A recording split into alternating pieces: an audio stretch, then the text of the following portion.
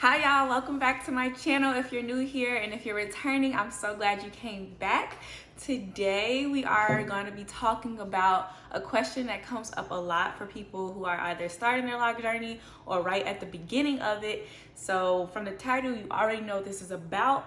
But before we get into the nitty-gritty of the video, I just wanted to talk to y'all real quick. So I'm wearing a shirt that I bought a few months ago, but it's hard because I have like two different styles. One of my styles is like a lot of earth tones and browns, but then my other side of my style is black and like fake rocker type of stuff. I like to look like a badass. Obviously it's on the rocker side of the spectrum, but now I don't know if I like it. I don't know if it's too out there for me, and maybe y'all have an opinion about it.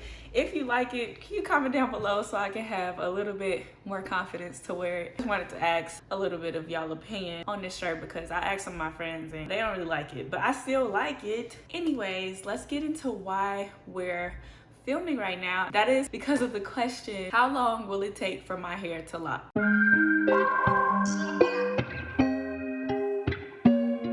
That is a very good but hard to answer question, and it depends on many things. One thing about how fast or how slow your hair is going to take to lock is your hair texture. So we have our hair texture on a spectrum, as many of y'all might know. I fall into like the 4B. My hair is 4C in some areas, but mostly 4B range. And depending on where you are, 3A, 3B, 4C, all the way up is gonna depend a lot on how fast or how slow your hair locks.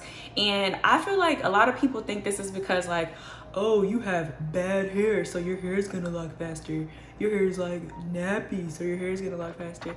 First of all, I don't use either one of those in my vocabulary. I don't believe in good hair, bad hair, and I don't believe like calling somebody hair nappy is okay.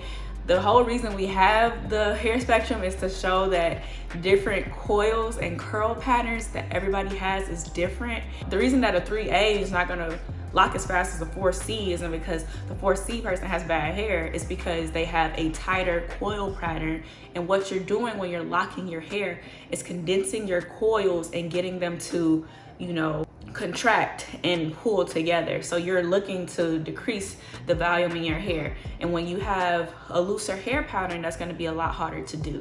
So that's one of the major things that's going to depend on how fast or how short it takes for your hair to lock.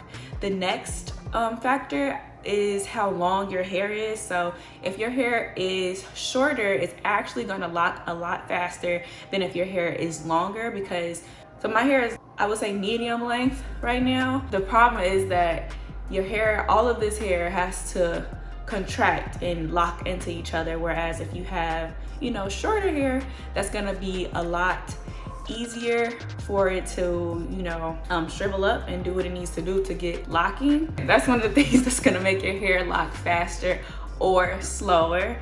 And then another factor that you're gonna think about is how you're taking care of your hair. Are you applying water to your hair between washes? How frequently are you washing your hair? What are you applying to your hair? Are you moisturizing it? Are you keeping it healthy? These are all different factors that will affect how long or how fast your hair decides to lock up. So for instance, I didn't wash my hair until the second month of me being locked. Why? Because when you wash your hair, obviously your hair is gonna unravel at first, and that's gonna undo some of the work that's being done when you are locking your hair in between retwists. So that was one of the steps taken so that my hair can lock a little bit faster. Well, in between me getting my hair locked for the first time and getting my hair washed for the first time, I was constantly wetting my hair with either water or lemon juice, and that really allowed my hair to contract and expand. The problem is that when your hair is just like this and it's not wet, when your hair is dry, it doesn't do much expanding and contracting unless you're sweating a lot, and that's not something you want either because it'll make your hair unravel. But when you spritz it a little bit with some water, it'll naturally give that expand and contraction that you want in order for your hair to lock. So I would say wetting your hair frequently is important when you're first locking your hair, but just make sure it just dries completely, because you don't want like mildew in your hair or anything like that which could happen.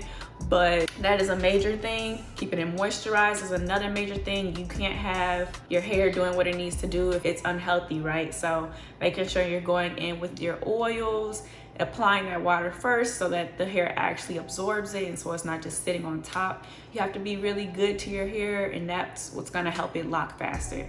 So all in all, I would just say from my experience, it took me, well, at 6 months I could wash my hair with like shampoo and everything without it unraveling at the 6 month mark. And I would say probably 2 months after that is when my hair was actually locked. And it's not fully locked still. I'm 10 months in right now, but it's really, really close to the point where I feel like I might as well say that it's fully locked, because it pretty much is.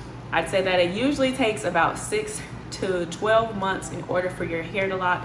But again, it all depends on everything about you, because your locks are unique to you. Nobody else has your set of locks, no, regardless if they have the same texture, length, number of locks, y'all go to the same stylist, like it doesn't matter. Your hair is gonna do whatever it needs to do to grow and be successful in your lock journeys.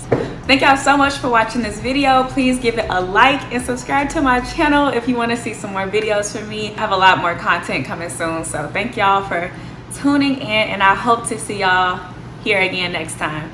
Thank you. Bye.